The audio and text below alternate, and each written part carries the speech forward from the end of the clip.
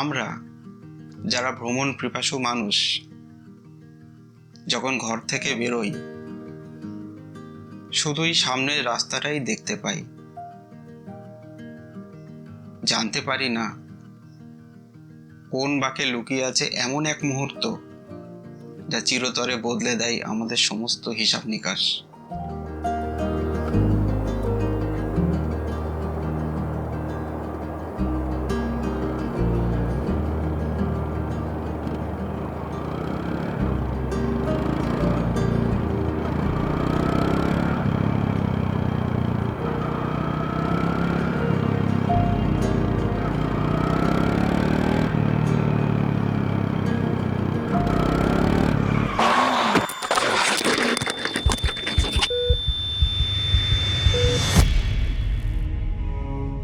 3000 কিলোমিটারের স্বপ্নটা এক মুহূর্তে ভেঙে চুরমার হয়ে গেল। হাসপাতালের ওটি থেকে যখন বেরোলাম তখন চারিদিকটা বড্ড শান্ত, কিন্তু আমার মনটা পড়েছিল সেই রাতটাতে।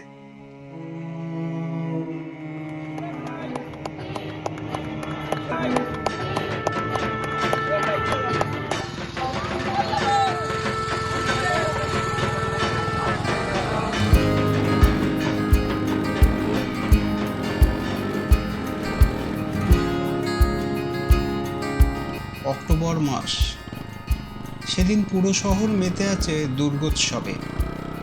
চারিদিকে ঢাকের আওয়াজ, আলোর মেলা। মাটির টান আর উৎসবের এই চেনা আনন্দ ফেলে রেখে দূরে কোথাও চলে যাওয়াটা সহজ ছিল না।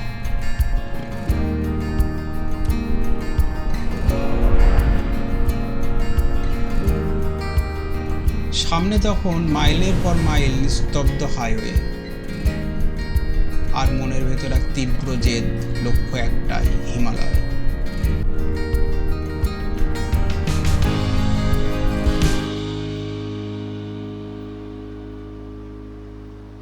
এখন ভোর 4টে বাজে।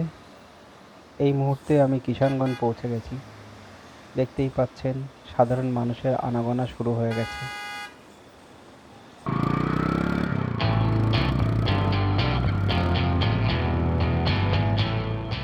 সামনে তখন মাইলের পর মাইল নিস্তব্ধ হাইওয়ে, আর মনের ভেতর এক তীব্র জেদ, লক্ষ্য একটাই, হিমালয়।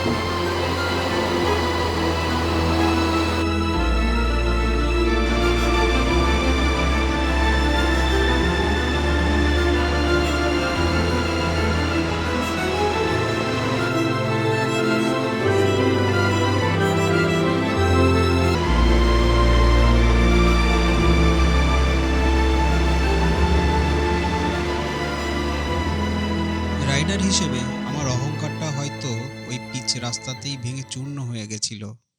বাইক ছাড়তে হলো। আত্মবিশ্বাসের ওপর ভর করে পৌঁছে গেলাম দিরাং ভ্যালি।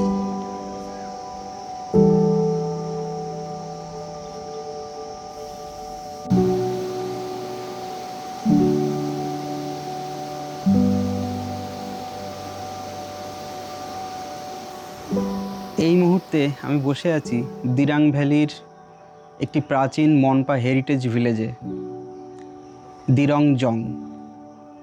আর ঠিক এখান থেকে বেশ কিছুটা দূরে একটি অপূর্ব সুন্দর মনাস্ট্রি রয়েছে, থুপসুং ধরগিলিং।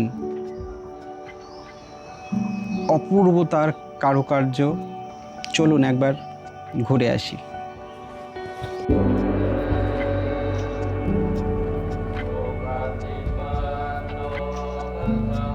ভাঙাহারের উপশম খুঁজতে এক মুসাফির পৌঁছল প্রকৃতির নিজস্ব নিরাময় কেন্দ্রে।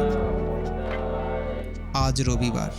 মূল মনাস্ট্রির দরজা পর্যটকদের জন্য বন্ধ হলেও বিশেষ অনুরোধে প্রবেশাধিকার পেলাম।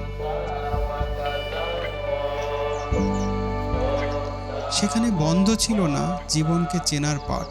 স্থানীয় মনপা উপজাতির মানুষ আর ছোট ছোট লামারা সমবেত হয়েছিল সেবা ও নিঃস্বার্থ পরিশ্রমে। ওপরের দেওয়ালে আঁকা রয়েছে জীবন ও মৃত্যুর অনন্ত আবর্ত ভবচক্র।